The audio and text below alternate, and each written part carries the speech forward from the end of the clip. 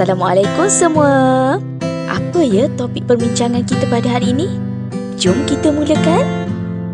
Topik kita pada hari ini ialah cakap baik-baik. Cikgu ulangi, cakap baik-baik. Wait a minute. Who are you?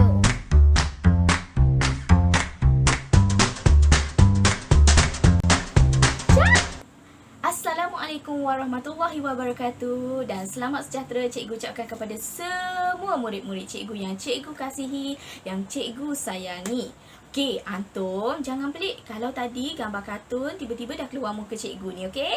Sebabnya hari ni cikgu akan buat satu perkongsian dengan antum semua mengenai topik cakap baik-baik. Okey, topik ini adalah topik yang sangat menarik. Sebab apa? Sebab sebagai manusia ni kita memang suka bercakap. Memang kita akan bercakap. Jadi apa yang kita cakap tu perlulah cakap yang baik-baik. Okey. Cakap yang baik-baik ni bukan bermaksud antum hanya mempraktikkan cakap yang baik-baik tu dekat rumah, dekat sekolah sahaja. Tapi cakap yang baik-baik ni apa yang antum perlu praktikkan dekat rumah, dekat sekolah, di luar rumah ataupun di mana-mana tempat sekalipun, termasuk di media sosial ataupun di kelas online. Okey, mesti ada yang tanya, cikgu, macam mana pula kalau dia bercakap baik-baik tapi dekat media sosial saya selalu tengok dia type benda yang tak elok. Boleh ke macam tu? Tak boleh. Cakap yang baik-baik ni bukan bermaksud kita bercakap sahaja, tetapi bila kita menulis tu pun ianya melambangkan diri kita sendiri. Jadi walaupun menulis tak boleh tulis benda yang tak elok. Okey? Okey. Sekarang ni cikgu akan teruskan kenapa kita kena cakap elok-elok ni. Apa kesan dia kepada diri kita? Okey, sebenarnya cikgu nak kongsikan 4 kesan yang baik kalau kita cakap yang elok-elok. Okey, yang pertama adalah kerana cakap yang baik ataupun cakap yang elok ni adalah satu doa. Okey, antum semua pernah dengar tak? Kata-kata tu satu doa. Okey, betul. Memang kata-kata tu satu doa. Jadi, kalau kita berdoa sekalipun, mestilah antum berdoa benda yang baik kan? Jadi bila kita bercakap pun kita kena cakap yang elok-elok. Sebab percakapan kita itu adalah satu doa untuk diri kita ataupun untuk orang lain. Okey, sebagai contoh cikgu bagi tahu. Okey, kalaulah ada kawan antum ni dia tak dapat nak siapkan kerja rumah. Dia tak boleh nak buat, dia tak pandai nak buat. Jadi antum jangan cakap kat dia, enti ni ataupun entan ni tak pandai lah. Kenapalah yang ni pun tak boleh nak buat. Jangan cakap macam tu. Okey, kalau dia tak dapat siapkan, kita cakap kat dia, tak apa.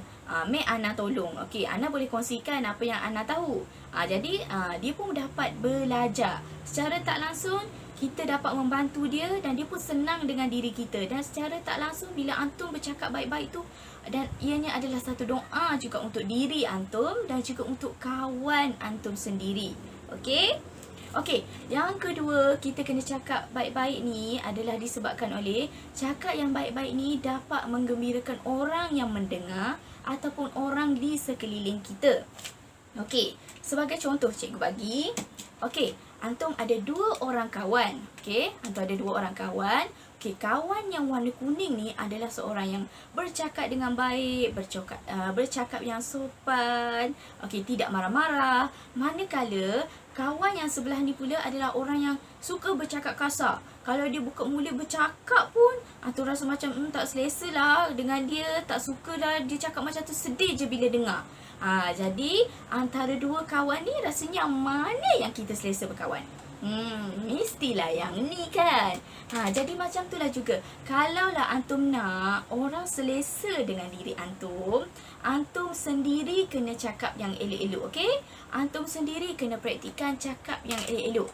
Sebagaimana kita suka berkawan dengan orang yang cakap elok-elok, macam itulah juga kawan-kawan kita. Kawan-kawan kita akan suka bercakap dengan kita kalaulah kita ni bercakap elok. Okey, yang ketiga. Kenapa kita kena bercakap elok-elok adalah kerana percakapan kita tu melambangkan hati kita. Apa yang kita cakap tu lah melambangkan hati kita. Pernah dengar tak orang cakap, okey, percakapan yang baik adalah melalui hati yang baik. Sebenarnya macam itulah. Apa yang kita cakap tu lahir daripada hati kita sendiri. Tiada istilah ya murid-murid, Ana ni cakap je macam ni, cakap kasar, tapi hati Ana baik. Tiada istilah macam tu. Sebab apa yang kita cakap itu adalah lahir daripada hati kita sendiri. Okey, sebagai contoh. Okey, antum tengok ni adalah gelas yang kosong berisi air. Okey, manakala ni adalah dakwat berwarna hitam. Okey, cikgu andakan air yang kosong ni sebagai hati kita, manakala dakwat ni adalah percakapan kita ya. Okey, antum tengok baik-baik apa yang cikgu buat ni. Okey, antum nampak tak air yang putih dah bertukar menjadi warna yang gelap, warna yang hitam mengikut kepada apa yang cikgu dah letakkan dalam sini kan. Okey, kat sini menunjukkan apa yang kita cakap tu sebenarnya melambangkan hati kita. Kalau kita cakap benda yang baik, maknanya yang baiklah yang ada pada hati kita. Kalau kita cakap benda yang tak baik, maka tak baiklah hati kita. Jadi, tanya diri masing-masing. Antum nak hati yang baik ke hati yang tak baik? Cikgu nak hati yang baik. Jadi cikgu nak cakap benda yang baik-baik supaya cikgu mendapat hati yang baik. Jadi cikgu harapkan antum pun juga begitu juga, okey? Okey, yang keempat, kita kena cakap baik-baik adalah kerana cakap yang baik-baik ni membawa kepada aura yang positif. Okey, macam mana aura yang positif? Aura yang positif ni adalah di mana bila kita bercakap dengan baik, orang senang dengan kita. Kalau berlaku apa-apa kesilapan kita, orang akan senang menegur kita. Kita mudah untuk menegur orang lain. Dan kalau berlaku kesusahan, kita senang dapat pertolongan daripada orang lain. Dan bila kita bercakap baik-baik ni, bila kita ada sesuatu kesulitan berlaku pada diri kita, Allah Subhanahu Wa Taala akan permudahkan diri kita, akan permudahkan urusan kita ya. Okey, sekarang ni antum dah jelaskan kenapa kita kena cakap baik-baik dan apa kesan-kesannya kan. Okey, jadi cikgu harapkan antum dapat praktikkan apa itu cakap baik-baik dalam diri antum dan juga aktiviti seharian. Okey, sebelum tu mungkin ada yang tertanya, cikgu, macam mana nak beza cakap baik-baik ni dengan cakap yang tak baik ataupun cakap yang tak sopan?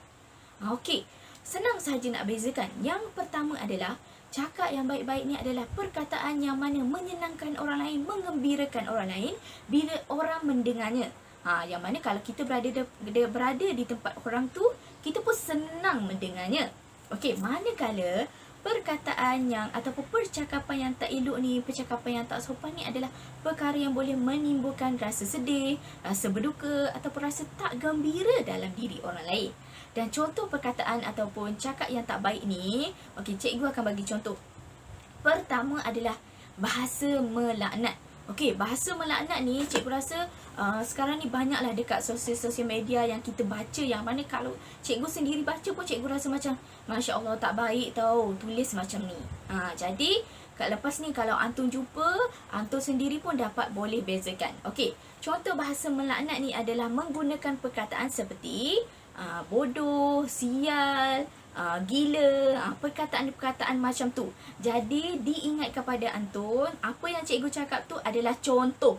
Jadi antum tidak boleh menggunakan perkataan tersebut. Dan sekiranya antum jumpa orang yang bercakap macam tu ataupun di media sosial, antum boleh nasihatkan kepada kawan antum supaya tidak menggunakan perkataan-perkataan macam tu. Yang kedua, percakapan yang tak elok ni adalah seperti menggunakan panggilan haiwan kepada rakan-rakan ataupun individu. Contohnya seperti dia panggil kawan dia tu dengan perkataan tenuk, monyet, khinzir ataupun apa-apa haiwan sekalipun. Macam tu tak boleh ya. Antum kena ingat yang kita ni manusia ni Allah cipta sebaik-baik makhluknya. Jadi jangan sesekali kita panggil orang lain dengan perkataan-perkataan macam tu. Ingat ya. Yang ketiga adalah bahasa menyindir. Bahasa menyindir pun banyak jugalah cikgu tengok, cikgu jumpa. Dekat sekolah pun ada yang cakap menyindir. Jadi cikgu harap lepas ni kita sama-sama tidak menggunakan bahasa menyindir. Contoh bahasa menyindir ni, antum suruh kawan antum tu ambilkan pensel. Lepas tu kawan antum cari-cari, tak jumpa lah, mana tak jumpa. Antum pergi antum ambil. Nah, ni ada je. Antum cakap tu lah. kepala mata letak kat lutut. Bukan nak guna mata cari. Itu adalah contoh bahasa menyindir. Jadi cikgu harapkan antum tidak juga menggunakan bahasa menyindir, sebab bahasa menyindir ni akan beri kesan kepada orang yang mendengarnya. Orang yang mendengarnya akan rasa tak senang hati, akan rasa tak gembira. Okey?